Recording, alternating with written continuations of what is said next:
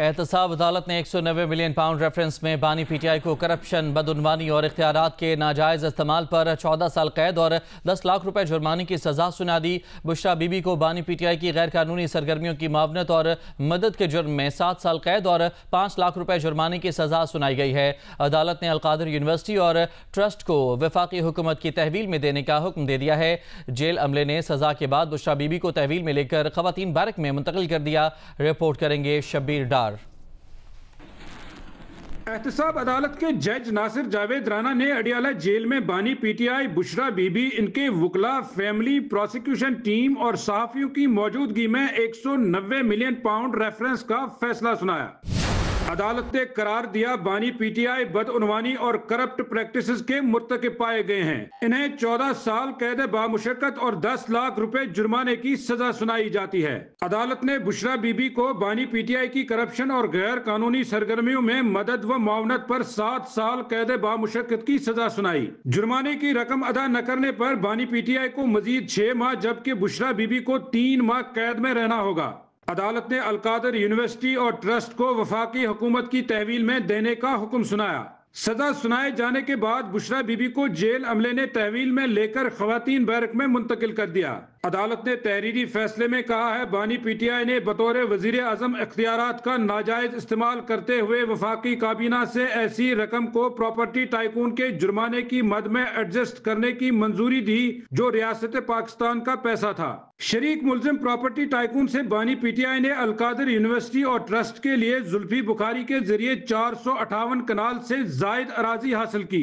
इसके बाद शरीक मुलजिमा फरहत शहजादी के जरिए इस्लामाबाद मॉडर्न नूर में 240 कनाल अराजी भी हासिल की। शबीर डार, जियो न्यूज, रावलपिंडी। तहरीक इंसाफ के चेयरमैन बैरिस्टर गौहर ने 190 मिलियन पाउंड केस का फैसला मुतनाज़ करार दे दिया है। मीडिया से गुफ्तगू में कहा कि बानी फैसला सुनकर हंस पड़े, उनका हौसला बुलंद है। बानी ने हिदायत की है कि मुज़ाकरात का अमल जारी रहेगा।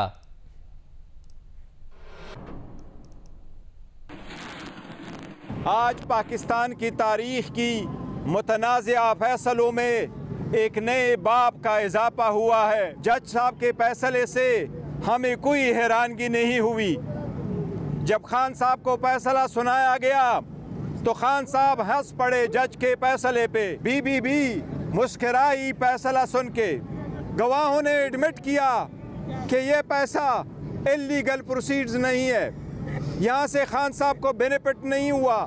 मायूस न होना, इंशाअल्लाह ताला with in few days high court में अपील फाइल करेंगे। वफाकी वज़ीर कानून आज़म नज़ीर तारड़ ने कहा है कि अदालत में बानी पीटीआई को बहुत मौक़े फराहम किए गए, अब भी उनके पास सज़ा के खिलाफ अपील का हक़ मौजूद है, लेकिन उनकी ख्वाहिश है कि बानी पीटीआई की अपील अपने नंबर पर समात लगे। वज़ीर इत्तलात अताउल्लाह तारड़ ने कहा कि जिससे रकम जब्त की गई उसी को वापस कर दी और उसके बदले फ़वाइद लिए गए। जो फैसला सुनाया गया है 14 साल की सज़ा का और 7 साल की सज़ा का, वो बुनियादी फ़ैसला है। ट्रायल कोर्ट ने ज़ाहिर इस केस को कंक्लूड किया, बड़ा तहम्मुल का मुज़ाहरा किया, कई पेशियाँ दी, एक तफ्तीशी ऑफिसर के जहाँ तक मुझे याद पड़ता है कोई 30 या 31 दफ़ा मौक़े दिए गए कि उस पर जुर्म मुकम्मल नहीं थी की जा रही। अब उनके पास ये राइट है कि वो अपील फाइल करें। आप रियासत मदीना का नाम लेते थे, ये कहाँ का इंसाफ है कि आपने एक जब्त शुदा रकम जो बरतानिया की क्राइम एजेंसी ने आपको दी, जिससे जब्त किया आपने उसी को वापस कर दी और उसके बस 25 करोड़ का जमान पार्क का घर लिया, 5-5 कैरेट की अंगूठियां ली, 200 कनाल जमीन ली। सीनियर वजीर सिंध शर्जील इनाम मेमन का कहना है कि बानी पीटीआई ने अपनी हुकूमत में अपोजिशन के खिलाफ नैब का इस्तेमाल किया और अपोजिशन को जेलों में डाला। आज उन पर चोरी और करप्शन साबित हुई है। कराची में प्रेस कॉन्फ्रेंस करते हुए उन्होंने कहा कि बानी पीटीआई के खिलाफ फैसला आया मगर कोई बाहर नहीं निकला, जबकि 9 मई को सिर्फ गिरफ्तारी पर आर्मी तनसीबात पर हमले हुए। इससे साबित होता है कि वो हमले बानी पीटीआई ने करवाए। तो इमरान खान को सजा होने के बावजूद पूरे पाकिस्तान में एक शख्स, हालांकि 14 साल की सजा हुई उसको, कोई एक शख्स किसी सड़क पे पूरे पाकिस्तान में खैबर पख्तूनख्वा समेत कोई नहीं निकला रोडों पे। लेकिन 9 मई को जब वो गिरफ्तार हुआ तो जिस तरीके से पाकिस्तान भर में जो दहशतगर्दी हुई, जिस तरीके से सफाक दहशतगर्दी थी, इससे ये चीज साबित हो गई कि उस सारी चीजों का मास्टरमाइंड इमरान खान खुद था।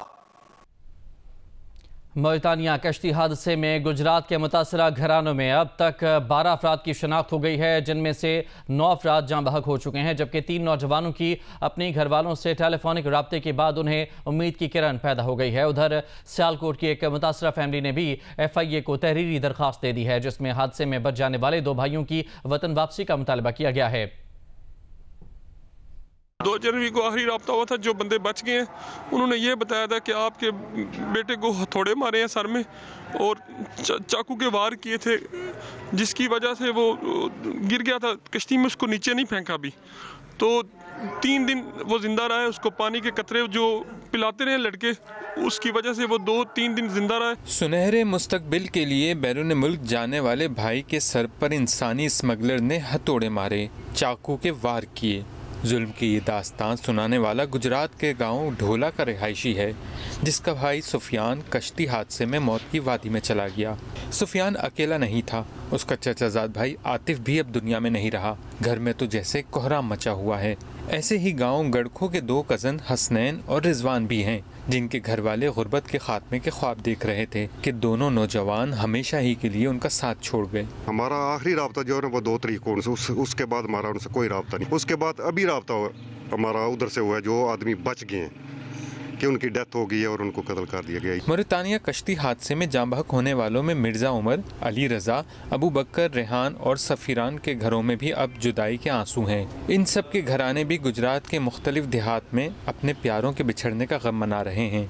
मुतासरा ख़ानदानों में 12 का ताल्लुक गुजरात से है, लेकिन इनमें 3 ऐसे ख़ानदान भी हैं जिन्हें अपने नौजवानों से मुतालिक अच्छी खबर सुनने को मिली है। ऐसे ही ग़ुलाम मुस्तफ़ा का घराना है।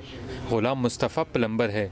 घर में पड़े औजार अब भी उसकी राह तक रहे हैं। घर वाले शुक्र अदा करते हैं कि ज़िंदगी बच गई। साडा ਉਹਦੇ ਨਾਲ जी 14 दिन बाद राबता होया गुलाम मुस्तफा नाल ते ਉਹ ਇਸ ਟਾਈਮ शुक्र अलहमदुल्ला ठीक हैगा वाला ਤੇ ਹੁਣ ਸਾਡੀ हुकूमत पाकिस्तान अगे अपील है कि ਉਹਨੂੰ पाकिस्तान लेके आने।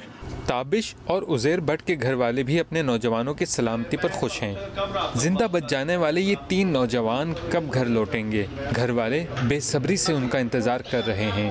ऐसे में वो घराने जो अपने प्यारों को हमेशा के लिए खो चुके हैं, वो मैयतें पाकिस्तान लाने और तदफीन के लिए फ़िक्रमंद हैं। साथी रिपोर्टर रियाज रासिख और राना अंसर के साथ उस्मान खलील, जियो न्यूज़, गुजरात। और अभी खबर है कि वज़ीर आज़म शहबाज शरीफ ने कश्ती हादसे की तहकीकात के लिए कमेटी बना दी है। 4 रुकनी तहकीकाती टीम आज रात ही मराकश रवाना हो जाएगी। एडिशनल सेक्रेटरी दाखिला सलमान चौधरी तहकीकाती टीम के सरबराह होंगे। तफसीलात जानते हैं, जियो न्यूज़ के नुमाइंदे राना अंसर हमारे साथ मौजूद हैं। राना अंसर, बताइएगा कमेटी के हवाले से तफसीलात क्या हैं और कमेटी कितने दिनों में तहकीकात को मुकम्मल कर लेगी? अभी देखें, मराकश में ये जो कश्ती का वाकया पेश आया है और ख़ास तौर पर वहाँ पर पाकिस्तानियों पर तशद्दुद और उन्हें कत्ल करने की जो खबरें सामने आई थी, तो पाकिस्तान ने इस सारी सूरत हाल की आला सतही तहकीकात कराने का फैसला किया है। वज़ीर आज़म शहबाज शरीफ ने 4 रुकनी तहकीकाती कमेटी बना दी है। तहकीकाती जो कमेटी है वो आज रात ही मराकश के लिए रवाना होगी। एडिशनल सेक्रेटरी दाखिला सलमान चौधरी तहकीकाती टीम के सरबराह हैं। FIA पंजाब के एडिशनल डायरेक्टर नार्थ मुनीर मुसऊद मात इस टीम में शामिल हैं और इसके साथ साथ दफ्तर खारजा और IB का एक ऑफिसर भी इस तहकीकाती टीम में शामिल है। तहकीकाती टीम 3 से 4 रोज मराकश में क़याम करेगी। तहकीकाती टीम कश्ती वाकया में जिंदा बचने वाले पाकिस्तानियों से पूछगछ करेगी और साथ ही साथ वहां पर तशद्दुद और कत्ल किए जाने की जो खबरें हैं उस हवाले से मराकश का जो हकाम है उनसे भी मुलाकातें करेगी। तहकीकाती टीम जो है अपनी सारी तहकीकात 3 से 4 रोज में मुकम्मल करके वापस जब पाकिस्तान पहुंचेगी तो तब ये अपनी रिपोर्ट वज़ीर आज़म पाकिस्तान शहबाज शरीफ को जमा करवाएगी। और बताया ये जा रहा है कि इस हवाले से वज़ीर आज़म की ज़ेरे क़यादत आज एक आला सतही इजलास भी हुआ, जिसके बाद ये तहकीकाती कमेटी बनाई गई और फैसला किया गया है कि इस तहकीकाती कमेटी की रिपोर्ट की रोशनी में जो भी लोग इसमें मुलव्वस थे उनके खिलाफ ना सिर्फ सख्त कार्रवाई होगी बल्कि जो इंसानी स्मगलिंग के मुसलसल वाक़यात हो रहे हैं उनकी रोकथाम के लिए अहम फैसले भी किए जाएंगे। जी ठीक, बहुत शुक्रिया आपका तफसीलात के लिए सर।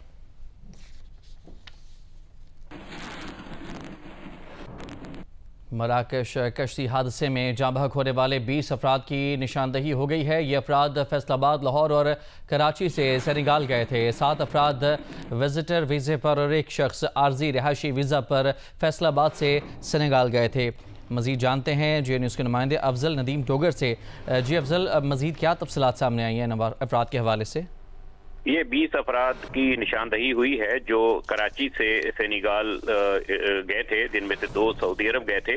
ये तमाम के तमाम हलाक शुदगान में शामिल नहीं हैं। इसमें कुछ जो है वो बच गए हैं, कुछ जाँ बाक हुए हैं। जो 20 अफराद का जो सुराग FIA ने लगाया है, इसमें 7 अफराद तो विजिटर थे और एक आर्जी रिहायशगाह पर ये फैसलाबाद से सेनेगाल के लिए रवाना हुए थे। दूसरा 6 अफराद जो थे विजिट और टूरिस्ट वीज़ा पर एथियोपियन एयरलाइन से कराची से गए थे। 2 अफराद ने 18 सितंबर को लाहौर से उम्रा वीज़ा पर सऊदी अरब का सफ़र किया था, जिनमें 9 अफराद का ताल्लुक गुजरात से है। इसमें से 5 को बचा लिया गया है, जबकि 4 इसमें मौत का शिकार हुए हैं। इसी तरीके से 3 अफराद जो थे उन्हें बचा लिया गया है मंडी भावदीन के, जबकि 3 जो है वो उस कश्ती हादसे में जाँ बाक हुए। शेखुपुरा के 3 अफराद हैं और सियालकोट के 1 मुसाफिर जो है वो इनको बचा लिया गया। गोजरावाला का एक जो मुसाफिर था इसमें जाँ बाक हुआ। ये तकरीबन मई और सितंबर के दौरानिए में ये रवाना हुए थे। इसमें मुसाफिर सफियान, गुलाम मुस्तफ़ा, मेहताबुल हसन, रईस अफजल ये फैसलाबाद से सेनेगाल गए थे। हमारे पास तारीखें भी हैं इनके जाने की, लेकिन वो तफसीलात ज्यादा हो जाएंगी। अली हसन जैसे कि विजिट वीजे पर, हामिद शबीर आर्जी रेजिडेंट वीजे पर ये फैसलाबाद से सेनेगाल गए थे। इसी तरीके से वसीम खालिद को अगर हम लें, सैयद मोहम्मद अब्बास काजमी ये विजिटर के तौर पर फैसलाबाद से सेनेगाल गए थे। इमरान इकबाल, उजैर, बशारत, कसनैन हैदर, मुदस्सर हुसैन ये कराची से सेनेगाल गए थे। बदर मुहय्युद्दीन, गुल शामीर विजिटर वीजों पर कराची से। बहुत शुक्रिया आपका तफसीलात के लिए अफजल।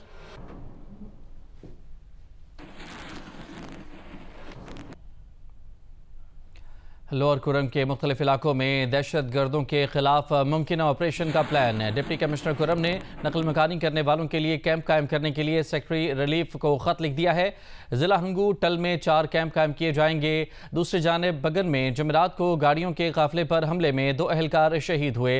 लापता होने वालों में से 5 ड्राइवर समेत 6 अफराद की लाशें मिल गईं। जवाबी कार्रवाई में 6 दहशत गर्द मारे गए। लोअर कुरम के इलाके बगन, मंदोरी, चपरी पड़ाव और चपरी में मुमकिना तौर पर ऑपरेशन किया जाएगा। मुतासरा इलाकों के 17,625 अफराद मुश्तमिल 1,076 खानदानों को टल के कैंपों में रखा जाएगा, जिसके लिए टल degree college, technical college, rescue 1112 और अदालत की इमारत को मुख्तस किया गया है। जुमेरात को बगन में दहशतगर्द हमले में 2 अहलकार शहीद और कई अफराद लापता हो गए थे। लापता अफराद में से 5 ड्राइवर समेत 6 अफराद की लाशें मिली थीं। मरने वालों में साकिब हसनैन भी शामिल है, जो बैरून मुल्क से 10 साल बाद अहले खाना से मिलने के लिए ट्रक में सवार होकर पारा चिनार जा रहा था। जुमेरात को टल से 35 ट्रकों पर मुश्तमिल काफिला अपर कुरम के लिए रवाना किया गया था, जिसमें से 19 ट्रक वापस लौट गए थे।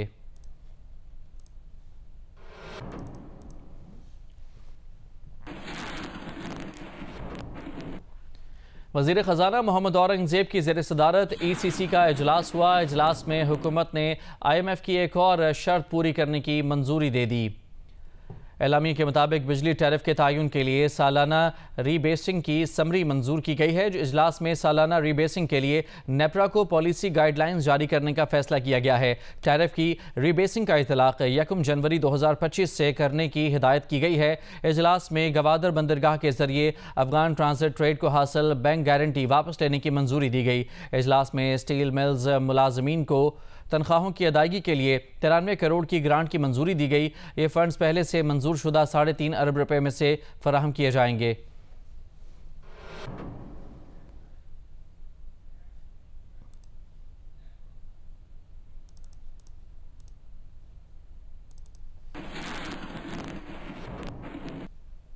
नैब के साबिक स्पेशल प्रोसिक्यूटर इमरान शफीक ने कहा है कि 190 मिलियन पाउंड्स केस का फैसला बहुत जानदार है। बानी PTI की हद तक ये केस इंतहाई मजबूत है, लेकिन बुशरा बीबी की हद तक ये सज़ा का केस नहीं बनता था और शायद ये फैसला बरकरार ना रह सके। उन्होंने ये बात जियो न्यूज़ के प्रोग्राम आज शाहजेब खानजादा के साथ में गुफ्तगू करते हुए कही। ये फैसला बहुत जानदार है। प्रोसिक्यूशन भी इसमें बेहतर थी। जज साहब ने जितने भी डिफेंस के अहम नुकात थे उन नुकात का जवाब दिया है। ऐसा नहीं हुआ कि उन्होंने अहम नुकात को जो है स्किप कर दिया हो, अपने फैसले में उनको एड्रेस ना किया, उनसे जान छुड़ाने की कोशिश की हो। मेरी नजर में खान साहब की हद तक तो ये केस इंतहाई मजबूत है, लेकिन बुशरा बीबी की हद तक जो एविडेंस थी, जो जज साहब के फैसले से भी नजर आया, मुझे लगता है कि ये बुशरा बीबी की हद तक सजा का केस नहीं बनता था। बुशरा बीबी को जिस बुनियादी चीज पर सजा दी गई है वो दो बातें हैं। एक है डीड ऑफ एक्नॉलेजमेंट पर जो उन्होंने दस्तखत किए हैं, वो तो जुर्म हो जाने के बहुत बाद की बात है, 2022 और 21 की बात है। मैं ट्रस्टी होना किसी की बीवी होने की हैसियत से मेरा ख्याल है ये उनकी हद तक ये फैसला शायद सस्टेन ना कर पाए। अदालत ने ये लिखा है अपने फैसले में और एविडेंस की बुनियाद पर लिखा है कि सबसे पहले तो एसेट रिकवरी यूनिट है, वो जो बनाया गया था वो बुनियादी तौर पर कि पैसा लेकर आना है, मुल्जिमान से रिकवरी करनी है, लेकिन उल्टा ये इसको इस्तेमाल इस काम के लिए किया गया कि जो स्टेट का पैसा था उसका फायदा जो है वो प्रॉपर्टी टाइकून को देना शुरू कर दिया गया, जो कि उसके मकासद के बिल्कुल बरअक्स काम किया गया। मेरा नहीं ख्याल, क्योंकि ये फैसले में इसको जस्टिफाई किया गया। इन चीजों की जरूरत तब पेश आती जब आप ये कहते कि पाकिस्तान में तो कभी कोई पैसा आया ही नहीं है, बरतानिया ने तो कभी कोई पैसा रिकवर ही नहीं किया, और अब बरतानिया के साथ म्यूचुअल लीगल असिस्टेंस का कोई मुआहदा तो है नहीं है। अगर उन्होंने नहीं भी भेजे तब भी अगर बाकी रिकॉर्ड मुकम्मल है और उससे किसी शक व शुबे की गुंजाइश नहीं रहती, जो कि मुझे बादियों नजर में नजर नहीं आता, ऐसी कोई पूरे एविडेंस को पढ़ने के बाद, देखने के बाद, तो मेरी नजर में ये एक एस्टैब्लिश चीज है। ये इजाफी शहादत जरूर होती लेकिन ये बेनिफिट ऑफ डाउट नहीं देगी। अमीर जमात इस्लामी कराची मुनिम जफर ने कहा है कि गजा की सूरत हाल इंतहाई ख़राब हो चुकी है। हज़ारों बच्चे, बूढ़े और ख़वातीन सर्दी का शिकार हैं। मुआहदे पर अमल दरामद से चंद 100 इसराइली फ़ौजियों के बदले हज़ारों फ़लस्तीनियों की रिहाई मुमकिन हो सकेगी। अमीर जमात इस्लामी पाकिस्तान हाफिज़ नईमुर रहमान की अपील पर हमास इसराइल जंगबंदी पर फ़लस्तीन की मज़ाहमत और हमास के मुजाहिदीन की तारीख़ी कामयाबी पर मुल्क गिर सतह पर यौम अज़्म तशक्कुर मनाया गया।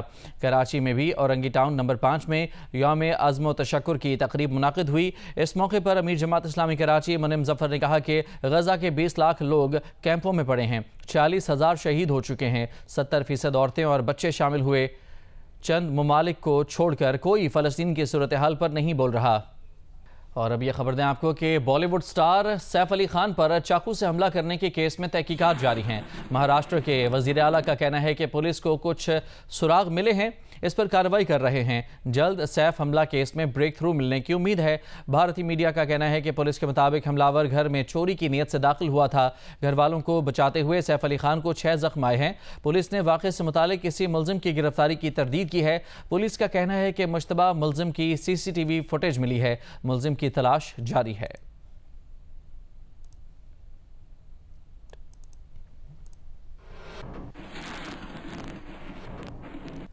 अमरीकी वज़ीर ख़ारजा एंटोनी ब्लिंकन को महकमा ख़ारजा में आखिरी प्रेस कॉन्फ्रेंस के दौरान इसराइल को अमरीका की खुली मदद पर बार बार मुदाखलत का सामना करना पड़ गया। सहाफ़ी सैम हुसैनी ने ब्लिंकन को मुजरिम करार देते हुए चिल्लाकर कहा कि तुम्हें आलमी अदालत इंसाफ के दी हैग में कटहरे में होना चाहिए। एक और सहाफ़ी मैक्स ब्लोमेंथाल ने सवाल किया कि जब मई में अमन डील हो गई थी तो इसराइल को इसके बाद भी हथियार क्यों भेजे जाते रहे।